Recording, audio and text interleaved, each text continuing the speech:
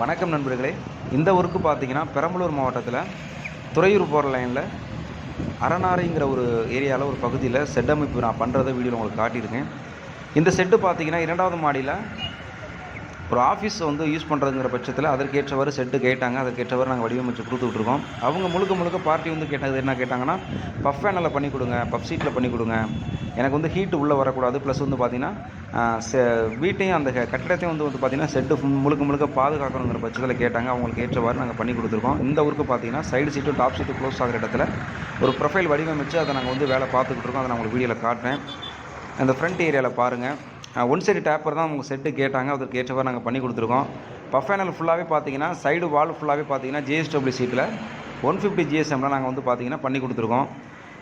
அதுக்கு உண்டான elevation opposite கலரில் பார்த்தீங்கன்னா எல் கார்னரு பீடிங் எல்லாம் பார்த்தீங்கன்னா ராயல் ப்ளூவில் பண்ணி கொடுத்துருக்கோம். இது செட்டோட டாப்